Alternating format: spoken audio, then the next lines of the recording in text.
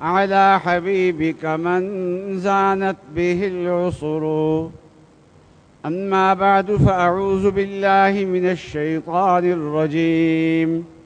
بسم الله الرحمن الرحيم. ولقد كتبنا في الزبور من بعد الذكر أن الأرض يرثها عبادي الصالحون.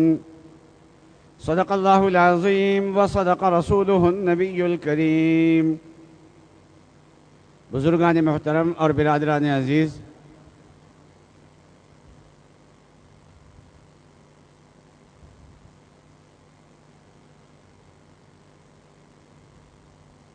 اللہ تبارک و تعالی نے انبیاء علیہم السلام کے بعد جن کو مقام عطا فرمایا ہے وہ صحابہ کرام ہیں۔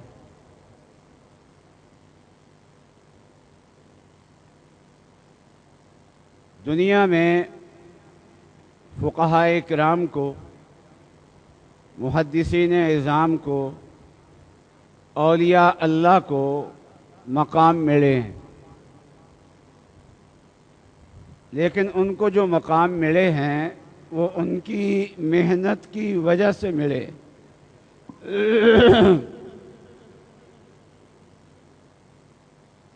ایک عالم ہے، وہ بچپن میں ایک استاد کے پاس جا کے بیٹھا ہے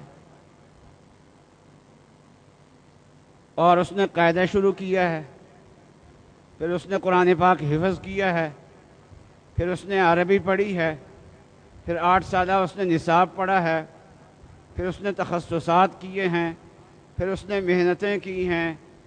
اس طریقے سے وہ نیچے سے اٹھا ہے اور اٹھ کے اوپر تک پہنچا ہے۔ امام ابو حنیفہ رحمۃ اللہ علیہ، اللہ تبارک و تعالیٰ نے ان کو مقام عطا فرمایا۔ وہ نیچے سے اٹھے ہیں اور اٹھ کے اوپر تک مقام اللہ تبارک و تعالیٰ ان کے لے گئے ہیں، اور اللہ تبارک و تعالیٰ نے ان کو ایسا فقیہ بنایا ہے کہ بعد کے فقہاء نے ان کا اتباع کیا۔ امام بخاری رحمۃ اللہ علیہ گھر سے نکلے ہیں، حدیث پہ محنت شروع کی ہے، محنت کرتے کرتے اس مقام پر پہنچے ہیں کہ دنیا نے امیر المؤمنین فی الحدیث کی ان کو مانا ہے، اور شیخ عبد القادر جیلانی رحمۃ اللہ علیہ، اللہ تبارک و تعالیٰ نے ان کو مقام عطا فرمایا۔ انہوں نے علم حاصل کیا، عمل کے اندر محنت کی، عمل کے اندر کوشش کی، ذکر اللہ کے اندر کوشش کی، تعلق مع اللہ کے لیے کوشش کی، اللہ تعالیٰ کی محبت حاصل کرنے کے لیے کوشش کی، نیچے سے اوپر کو بڑھے ہیں، اور اس طریقے سے اللہ تبارک و تعالیٰ نے ایسا مقام عطا فرمایا ہے کہ ان کو دنیا سے گزرے ہوئے صدیاں گزر گئی ہیں، لیکن ہر مسلمان کی زبان پہ ان کا نام ہے۔ اور یہ مقام جو ہے یہ نیچے سے اوپر کو آیا ہے، اور ایک اللہ وہ مقام عطا فرمایا کرتے ہیں جو اوپر سے نیچے کو آتا ہے۔ صحابہ اکرام کا جو مقام ہے وہ مقام ان کی محنت کی وجہ سے نہیں ہے۔ اگر علم کی وجہ سے یہ مقام ملنا ہوتا تو امام ابو حنیفہ رحمۃ اللہ علیہ کو ملتا، امام مالک رحمۃ اللہ علیہ کو ملتا، لیکن امام مالک رحمۃ اللہ علیہ کے علم کا مقام بہت اونچا مقام ہے، امام ابو حنیفہ رحمۃ اللہ علیہ کا مقام بہت اونچا مقام ہے، لیکن یہ مقام محنت کر کے بنا ہے اور نیچے سے اوپر کو آیا ہے، اور اس کی وجہ سے کوئی آدمی صحابی نہیں بنا کرتا۔ صحابی بنتا ہے اللہ تبارک و تعالیٰ کی طرف سے، مقبولیت کی وجہ سے وہ اللہ تبارک و تعالیٰ کا انتخاب ہوتا ہے۔ اللہ تبارک و تعالیٰ نے جیسے انبیاء علیہ السلام کو منتخب کیا ہے، اسی طریقے سے حق تعالی شانہ نے اپنے نبی کی صحبت کے لیے صحابہ کا انتخاب کیا ہے۔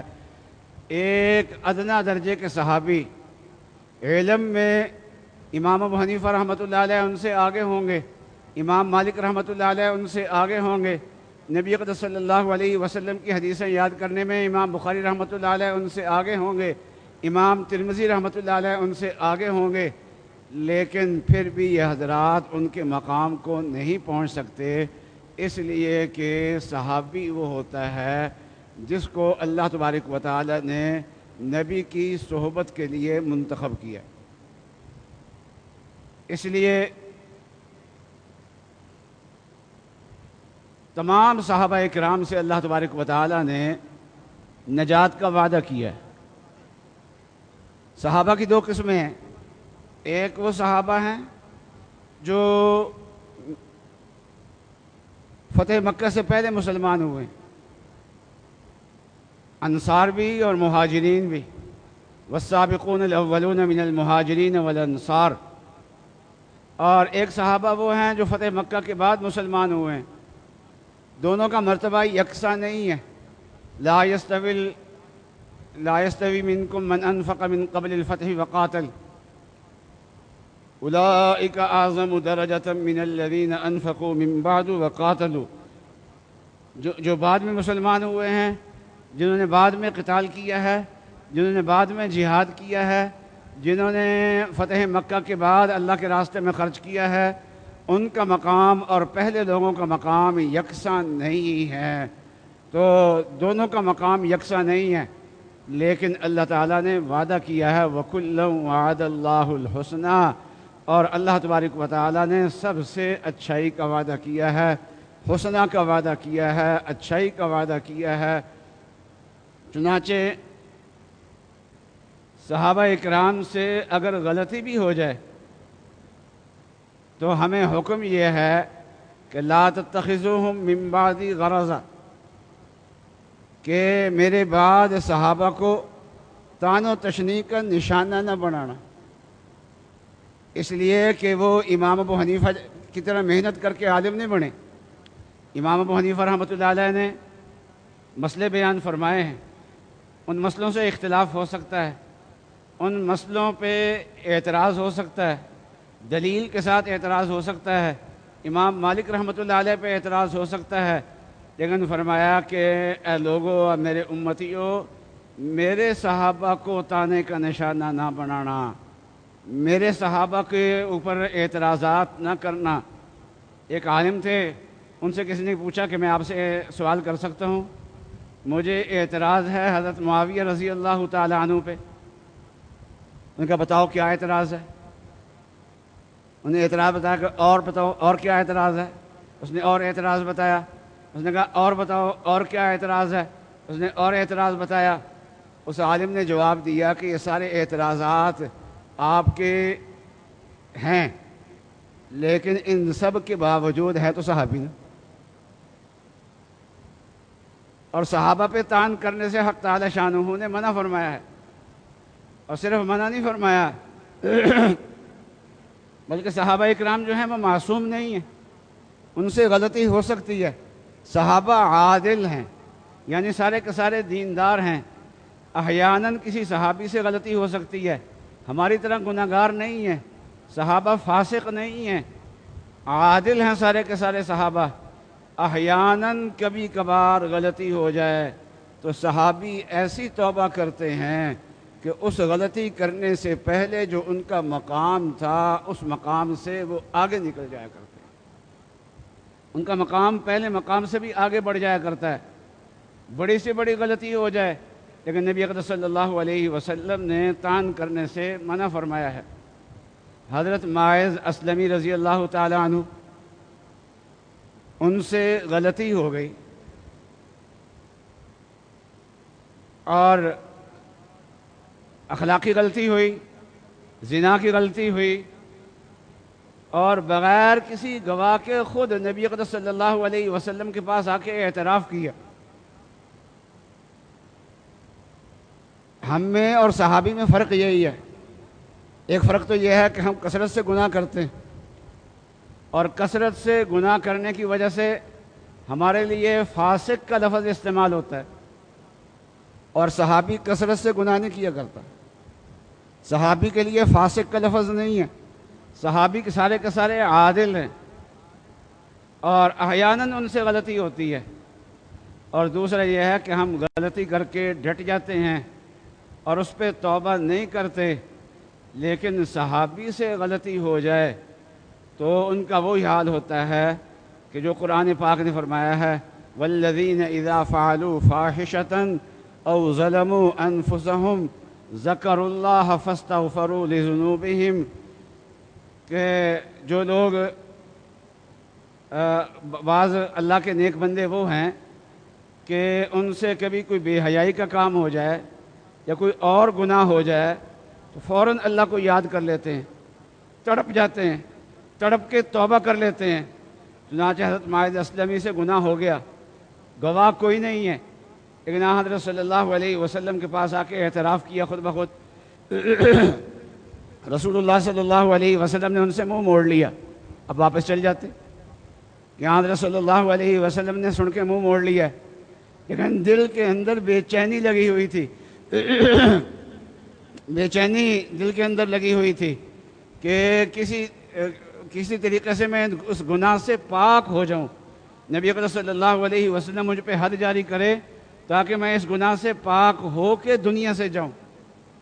تو دوبارہ پھر کے سامنے آ کے اعتراف کیا، نے پھر منہ موڑ لیا، لیکن جب 4 بار اعتراف کیا تو رحمت للعالمین نے اب اللہ کے قانون کو دیکھا کہ اللہ کا قانون کیا ہے، تو اللہ کے قانون کو جاری کیا اور ان کو رجم کیا گیا، پتھر مار مار کے مارا گیا۔ کسی صحابی نے ان کو برا کہہ دیا کہ ایسی غلطی کی تھی تبھی تو مارا گیا نا، تو نبی اقدس صلی اللہ علیہ وسلم ان کے وکیل بن گئے، گناہگار صحابی کے وکیل بن گئے، اور وکیل بن کے فرمایا کہ اس کو برا بھلا نہ کہو، اس لیے کہ انہوں نے ایسی توبہ کی ہے کہ اگر یہ توبہ پوری امت پہ تقسیم کر دی جائے تو اللہ تبارک و تعالی ساری امت کی مغفرت کے لیے کافی ہو جائے گی۔ اللہ تبارک و تعالی اس کی برکت سے ساری امت کی مغفرت فرما دیں گے، اتنی بڑی توبہ کی۔ صحابہ سے بسا اوقات اجتماعی غلطی بھی ہوئی ہے۔ غزوہ احد کے موقع پہ صحابہ سے غلطی ہوئی اور اس کی وجہ سے کافروں کو دوبارہ حملہ کرنے کا موقع ملا۔ جب دوبارہ حملہ کیا تو صحابہ چونکہ صف بند نہیں تھے اور جنگ کے لیے تیار حالت کے اندر نہیں تھے، اس لیے جس کا رخ جدھر کو ہوا ادھر کو وہ بھاگ گئے، فرار ہو گئے۔ درمیان میں ہزیمت آئی، غزوہ احد میں شروع میں بھی فتح ہوئی اور آخر میں بھی اللہ تبارک و تعالیٰ نے فتح عطا فرمائی۔ درمیان میں تھوڑی سی ہزیمت ہوئی، صحابہ بھاگے ہیں اور کوئی ادھر کو بھاگ گیا، کوئی ادھر کو بھاگ گیا۔ نبی اقدس صلی اللہ علیہ وسلم کے پاس چند صحابہ باقی رہ گئے تھے، تو چند صحابہ جو باقی رہ گئے تھے انہوں نے حضرت صلی اللہ علیہ وسلم کا دفاع کیا۔ بعد میں حضرت صلی اللہ علیہ وسلم نے جب آواز دی تو سارے صحابہ جمع ہو گئے۔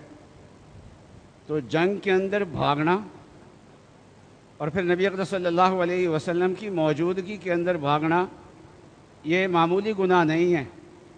یہ حکمرانوں سے اور فوجیوں سے پوچھو کہ جنگ سے بھاگنا جو ہے وہ کتنا سخت گناہ ہوتا ہے، لیکن اللہ تبارک و تعالی نے صحابہ کرام پہ طعن کرنے کی بجائے 2 مرتبہ معافی کا اعلان کیا، اور صرف اعلان نہیں کیا بلکہ حق تعالی شانہ نبی اقدس صلی اللہ علیہ وسلم سے سفارش فرما رہے ہیں کہ اے نبی آپ بھی ان کو معاف کر دیجئے، آپ بھی ان کو جو ہے ان سے درگزر کر فرمائیے۔ تو بظاہر تو غلطی ان سے بہت بڑی ہوئی ہے، اور لیکن اللہ تبارک و تعالی ان غلطی کرنے والوں کے وکیل صفائی بنے ہوئے ہیں، اور کیا فرما رہے ہیں؟ فاعف عنہم، کہ آپ ان کو معاف کر دیں، اور واستغفر لہم، اور آپ ان کے لیے استغفار بھی کریں، وشاورہم فی الامر۔ اچھا، صحابہ سے جو غلطی ہوئی تھی غزوہ احد کے موقع پہ، وہ سیاسی نوعیت کی غلطی تھی، تو نبی سے فرما رہے ہیں کہ آئندہ آپ ایسا نہ کریں کہ سیاسی نوعیت کے مشورے کرنے ان سے چھوڑ دیں، بلکہ آئندہ بھی آپ نے ان سے مشورے کرنے ہیں، صرف معافی نہیں کرنی، صرف استغفار نہیں کرنا، بلکہ ان سے مشورے کرنے ہیں۔ اسی وجہ سے فرمایا اللہ اللہ فی اصحابی، فرمایا کہ اللہ کا واسطہ ہے، اللہ سے ڈرو، اللہ سے ڈرو صحابہ کے بارے میں۔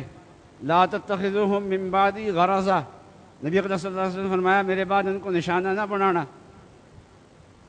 اور فرمایا کہ صحابہ سے اگر محبت کرو گے تو صرف صحابہ کے کمالات کی وجہ سے نہیں، بلکہ میری محبت کی وجہ سے ان سے محبت کرو گے، اور اگر صحابہ سے بغض رکھو گے تو صرف صحابی سے بغض نہیں رکھیں گے، بلکہ وہ بغض مجھ سے ہوگا۔ صحابہ کے مقامات بڑے ہیں، خلفائے راشدین کا مقام اللہ تبارک و تعالی نے تمام صحابہ کے مقامات سے اونچا رکھا ہے۔ سب سے اونچا مقام حضرت ابوبکر صدیق کا ہے، اور اس کے بعد پھر حضرت عمر فاروق رضی اللہ تعالیٰ عنہ کا مقام ہے۔ اللہ تبارک و تعالیٰ نے حضرت عمر فاروق رضی اللہ تعالیٰ عنہ کو کیا مقام عطا فرمایا۔ باقی صحابہ نبی اقدس صلی اللہ علیہ وسلم کے طالب ہیں، اور حضرت عمر رضی اللہ تعالیٰ عنہ وہ ہیں کہ نبی اقدس صلی اللہ علیہ وسلم ان کے طالب ہیں، اور حضرت صلی اللہ علیہ وسلم نے دعا فرمائی، اور دعا میں فرمائی کہ یا اللہ اسلام کو قوت عطا فرما، ابو جہل ابن ہشام کی وجہ سے یا عمر ابن خطاب سے، ان دو میں سے کسی ایک کو اسلام لانے کی توفیق عطا فرما۔ دونوں کے اندر صلاحیتیں تھیں، تو نبی اقدس صلی اللہ علیہ وسلم نے اللہ تعالیٰ سے مانگا۔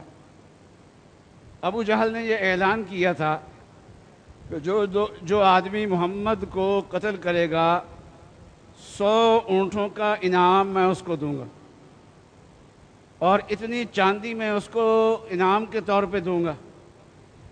تو حضرت عمر ابھی مسلمان نہیں ہوئے تھے، انہوں نے کہا کہ بات پکی ہے، کہ جی بات پکی ہے، کہا کہ میں یہ کام کرتا ہوں۔ پھر چنانچہ اس کام کے لیے چل پڑے۔ راستے میں کسی نے پوچھا کدھر جا رہے ہو اے عمر، کدھر جا رہے ہو؟ عمر نے بتایا کہ اس فتنے کا خاتمہ کرنے کے لیے جا رہا ہوں، جس نے گھر گھر کے اندر آپس میں اختلافات ڈال دیے ہیں، اور اس آدمی نے کہا کہ آپ کی بہن بھی مسلمان ہو گئی، آپ کی بہنوئی بھی مسلمان ہو گئے ہیں، ان کی خبر بعد میں لینا، پہلے اپنے گھر کی جا کے خبر لو۔ اب حضرت عمر رضی اللہ تعالیٰ عنہ کا جو غصے کا رخ تھا وہ رسول اللہ صلی اللہ علیہ وسلم کی بجائے اپنی بہن اور اپنے بہنوئی کی طرف ہوا، اور ان کے گھر تشریف لے گئے، اور وہ اندر بیٹھ کے سورہ طٰہٰ پڑھ رہے تھے۔ طٰہٰ ما انزلنا علیک القرآن لتشقیٰ، اپنا سبق یاد کر رہے تھے۔ یہ باہر کھڑے ہو کے سن رہے تھے، دروازہ بجایا، کھٹکھٹایا دروازہ، اور دروازہ انہوں نے کھولا، اور حضرت عمر کی وجہ سے جلدی سے وہ اوراق کو چھپا دیا۔ حضرت عمر نے جاتے پوچھا کیا پڑھ رہے تھے، بتاؤ مجھے۔ تو انہوں نے پھر حضرت عمر کو بتایا۔ پہلے تو انہوں نے اپنی بہن کو مارا، بعد میں جب یہ قرآن پاک سنا سننے کے بعد اس قرآن پاک کا اثر حضرت عمر رضی اللہ تعالی عنہ پر ہوا۔ طٰہٰ ما انزلنا علیک القرآن لتشقیٰ الا تذکرۃ لمن یخشیٰ، لا الہ الا ہوا پہ جب پہنچے ہیں تو کہنے لگے کہ واقعتاً ایک اللہ ہی ہے جس کی عبادت کی جا سکتی ہے، اللہ کے سوا کوئی عبادت کے لائق نہیں، اور کہا کہ میں گواہی دیتا ہوں کہ اللہ کے سوا کوئی عبادت کے لائق نہیں، اور محمد صلی اللہ علیہ وسلم اللہ کے رسول ہیں۔ لیکن یہ رات کا درمیان کا حصہ تھا، اسی وقت وہ چاہتے تھے کہ رسول اللہ صلی اللہ علیہ وسلم کے پاس جائیں، لیکن رات کا وقت جانے کا وقت نہیں تھا، اس لیے رات بھر حضرت عمر رضی اللہ تعالیٰ عنہ حضرت صلی اللہ علیہ وسلم کے پاس جانے کا شوق ظاہر کرتے رہے۔ لیکن جب صبح ہوئی تو رسول اللہ صلی اللہ علیہ وسلم کے پاس پہنچے ہیں، اور پہنچے ہیں تو حضرت صلی اللہ علیہ وسلم نے فرمایا کہ اے عمر اسلام قبول کر لو، ورنہ ولید ابن عقبہ کے بارے میں جیسے قرآن پاک میں آیات نازل ہوئی ہیں تیرے بارے میں بھی ایسے نازل ہو جائیں گی۔ حضرت عمر رضی اللہ تعالیٰ نے فرمایا یا رسول اللہ اسلام قبول کرنے کے لیے تو میں آپ کی خدمت میں حاضر ہوا ہوں، اور جب اسلام قبول کرنے کا ارادہ ظاہر کیا، ان کے بہنوئی نے کہا کہ حضرت صلی اللہ علیہ وسلم نے دعا مانگی تھی کہ اللہ تبارک و تعالیٰ اسلام کو قوت عطا فرمائے، ابو جہل کی وجہ سے یا عمر ابن خطاب کی وجہ سے، تو لگتا یہ ہے کہ رسول اللہ صلی اللہ علیہ وسلم کی دعا قبول ہو گئی ہے تیرے حق میں۔ ایک ہوتا ہے مرید، مرید ہوتا ہے جو دوسرے سے کچھ چاہتا ہے، سارے صحابہ مرید تھے حضرت صلی اللہ علیہ وسلم کے، اور ایک ہوتا ہے مراد، تو حضرت عمر رضی اللہ تعالیٰ عنہ مراد تھے۔ تو اللہ تبارک نبی اقدس صلی اللہ علیہ وسلم نے حضرت عمر رضی اللہ تعالیٰ عنہ کو کیوں مانگا؟ اسلام کی قوت کے لیے مانگا کہ یا اللہ اسلام کو قوت دے، ابو جہل کی وجہ سے یا عمر ابن خطاب کی وجہ سے۔ پھر یہ دعا عمر ابن خطاب کے حق میں قبول ہوئی، تو معلوم یہ ہوا کہ حضرت عمر کا مسلمان ہونا یہ اسلام کی قوت کی نشانی ہے۔ جب خلافت راشدہ کا دور شروع ہوا ہے، اس وقت دو سپر طاقتیں تھیں، ایک فارس کی سپر طاقت تھی، ایران کی سپر طاقت تھی، اور ایک روم کی سپر طاقت تھی۔ ان دو سپر طاقتوں کے ہوتے ہوئے اسلام کا پھیلنا ممکن نہیں تھا۔ یہ دو سپر طاقتیں ٹوٹیں گی تو اسلام پھیلے گا، چنانچہ یہ دو سپر طاقتیں حضرت عمر رضی اللہ تعالی عنہ کے زمانے کے اندر ٹوٹی۔ فارس کی طاقت بھی حضرت عمر کے زمانے میں ٹوٹی ہے، اور روم کی طاقت بھی حضرت عمر رضی اللہ تعالیٰ عنہ کے اندر ان کے زمانے کے اندر ٹوٹی ہے، اور یہ دونوں طاقتیں پاش پاش ہوئی ہیں، اور اس کے بعد پھر اسلام کے پھیلنے کا دروازہ کھل گیا ہے۔ اب کوئی اتنی بڑی طاقت نہیں باقی رہی تھی جو اسلام کے مقابلے میں کھڑا ہو سکے۔ محمد ابن قاسم آئے، ہندوستان میں آئے، کراچی میں آئے، پاکستان میں آئے، اور یہاں سے کراچی سے لے کے دیبل سے لے کے ملتان تک کا علاقہ انہوں نے فتح کیا۔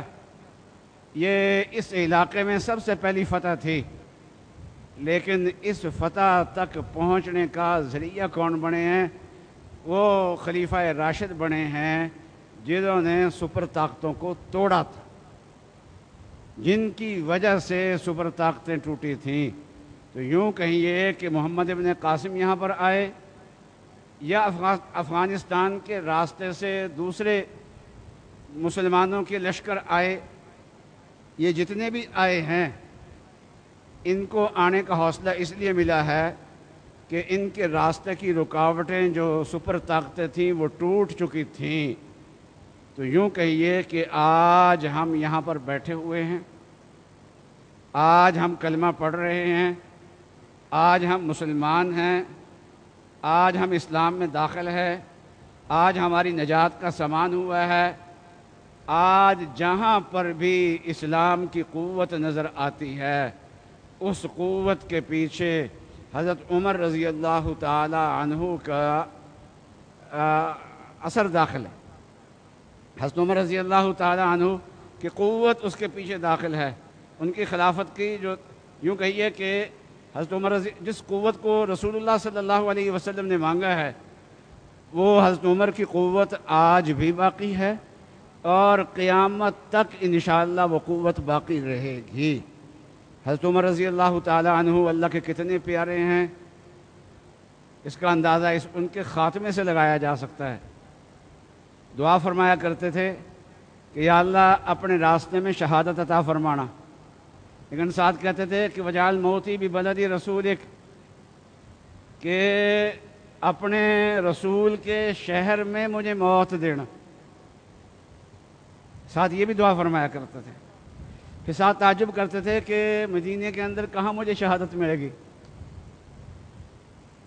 تو اللہ تعالیٰ نے فرمایا کہ اے میرے محبوب، اے میرے نبی کے محبوب، تو صرف مدینے کی شہادت مانگتا ہے، تجھے صرف مدینے کی شہادت نہیں دیں گے، مدینے کے اندر مسجد نبوی کی شہادت دیں گے، اور صرف مسجد نبوی نہیں بلکہ مصلی رسول پہ کھڑا کر کے آپ کو شہادت کا مقام دیں گے۔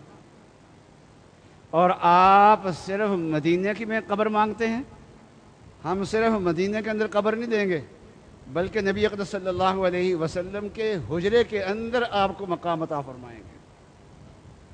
تو حضرت عمر رضی اللہ تعالی عنہ اللہ کے بھی محبوب ہیں، اللہ کے رسول کے بھی محبوب ہیں۔ جو ان کا اکرام کرتا ہے، ان کا اعزاز کرتا ہے، وہ اصل میں اللہ سے محبت کرتا ہے، اللہ کے رسول سے محبت کرتا ہے۔